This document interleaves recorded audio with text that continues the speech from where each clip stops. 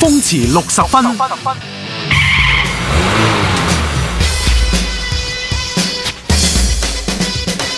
星期六早上11點，風馳60分。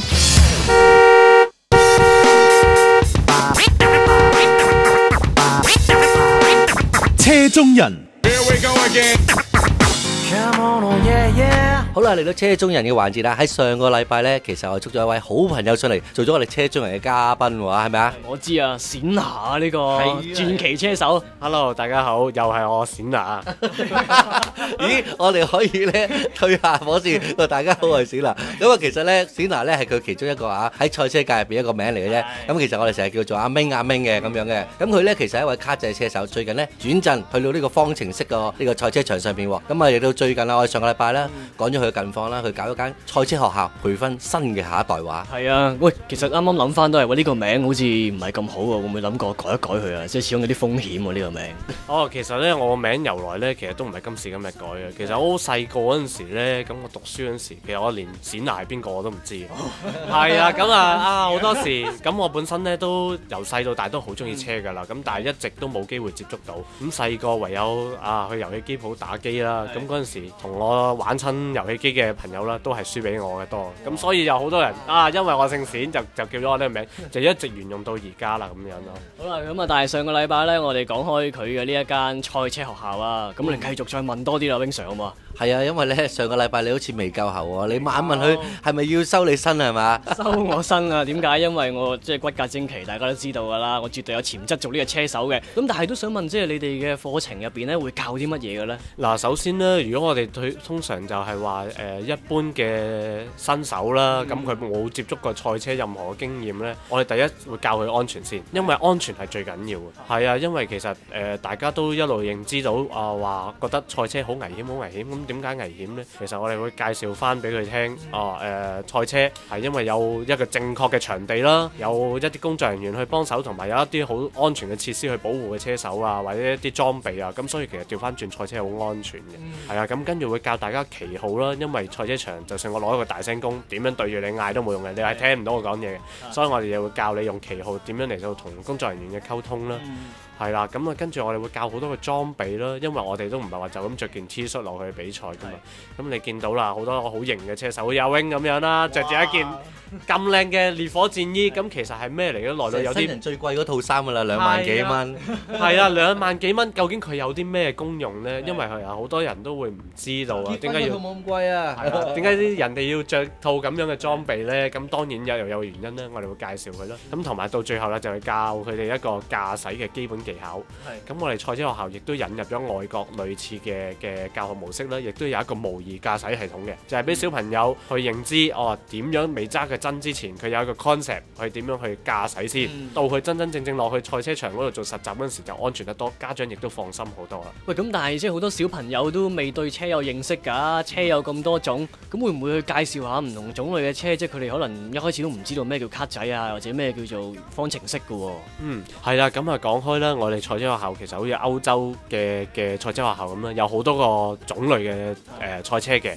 咁通常咧，我哋就會介紹咧小朋友咧就會由卡仔基本咁樣去入門先嘅，因為佢哋好多時你見到啦，而家現役世界 Formula One 嘅車手咧都係由卡仔去行起嘅，咁就會跟住慢慢一路培訓佢哋上到去方程式啊，或者甚至乎房車嘅課程啦。咁啊再學一啲更加高層次咧，就好似阿 Wing Sir 咁樣啦，玩漂移啦。係啊，我啲唔係最高嘅，不過咧其實咧講真啦，其實每一款咧唔同嘅賽車，好似譬如頭先阿明講啦，嗱卡仔啊、Formula 或者係房車咧，其實大家都有唔同嘅大家嘅技術嘅。第一樣嘢咁，我覺得啦，因為學揸車嚟計咧，最緊要咧就體能同埋個思維，我覺得都好緊要嘅。咁啊，其次就喺啲技術上嘅方面啦，譬如話我哋跑 track 嘅時候，又唔同跑漂移嘅時候嗰一個踢 lift 嘅。咁因為咧成個節奏可能會又唔同嘅。咁啊，但係我中意咁樣喎。咁因為我知道咧，阿明咧就除咗話一般嘅學生呢，佢都會收之外呢，佢亦都呢對於社會嘅公益嘅活動呢，其實都不遺餘力嘅。咁好多時去啲學校啊，或者係輔助一啲邊青嘅少年啊咁樣。不如咁，阿明你自己講下最近係同佢哋呢啲特別嘅社會福利機構有冇啲咩嘅新合作啊嗰啲嘢？咁其實呢，我哋嚟緊呢都會同好多間學校呢就做一啲嘅講座嘅宣傳啊。咁其實主要就係俾佢哋認知到賽車呢個運動啦，同埋其實人生就好似一個賽車嘅遊戲咁樣。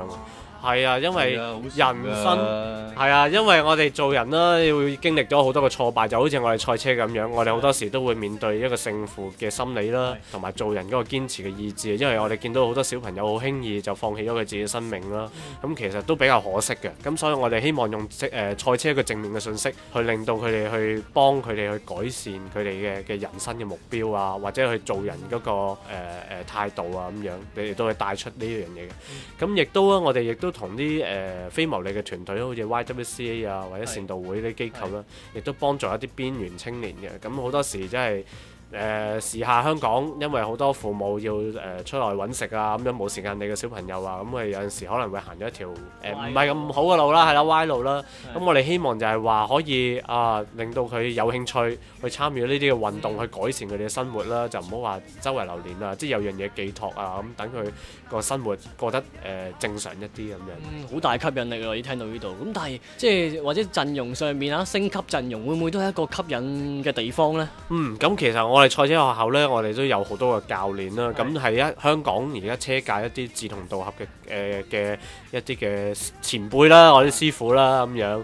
咁除咗我自身我都會教之外啦，咁我頭先都講過啦，我哋有咁多種唔同類型嘅賽車咧，咁我哋都有唔同嘅導師嘅。咁譬如好似我哋會有詹家圖啦，咁會係啦家圖啦，咁佢係紅牛最年輕嘅青訓嘅車手啦。咁李英健啦，李英健係我哋賽車學校嘅顧問嚟嘅，係啦。咁亦都有漂移嘅，我哋會有李榮豪啦，係啦，係啊明星嘅教練啦，咁有升級陣容啦，係啦，咁會施老闆啊，係啊，咁呢啲嘅漂移車手啦，咁第陣時我都好希望可以請得到阿 Wing 咁幫到我哋學校就好啦。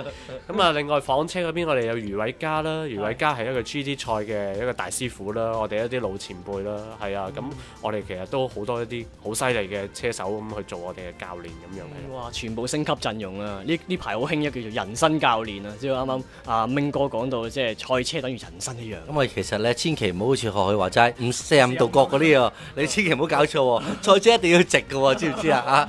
其實咧咁講完咧，本身阿明咧本身嗰個場地啊，或者佢學校嗰個師資嗰方面啦，咁其實設備嗰方面咧，其實咧喺早前上一個禮拜咧，佢開張嘅時候咧，我都有去參觀過。咁我見到有個健身房啊，同埋有一間房咧，係主要頭先你提到啦，就係我模擬一個駕駛喺呢兩個設備嚟計，亦都係屬於比較新穎啲喎。咁點解你會做呢一樣嘢呢？其實喺歐洲咧，好多賽車學校咧已經做緊呢啲嘢㗎啦。因為車手就講求體能啦，所以我哋會有間健身房教佢點樣去做一啲健身嘅運動啊，去改善自己嘅體質啊。咁另外我哋亦都會有個模擬駕駛室咁嘅房，咁坐落個模擬嘅駕駛嘅車度做一個模擬嘅訓練啦。咁其實就係令到個小朋友會更加喺未真正坐落嘅真嗰陣時咧，就可以做到一套嘅技巧啊。咁熟習咗之後落去真嗰陣時，去實地駕駛咧就會安全好多。咁所以其實好多都其實歐洲已經一啲外國嘅學校已經有嘅。咁所以我哋香港我哋都引入呢一套咁樣嘅系統啊，咁樣嚟到做呢啲嘅訓練咯。喂，除咗我之外，咁可能有好多聽眾嘅朋友都好似我咁啊，而家好感興趣嘅。喂，點樣先可以即係有更多嘅資料或者去報名可以參加呢？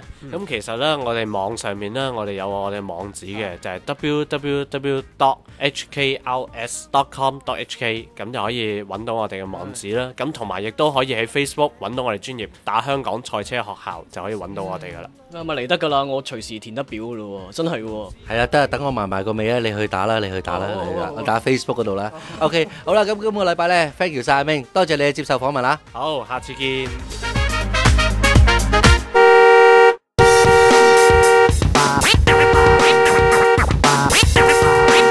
車中人。Here we go again.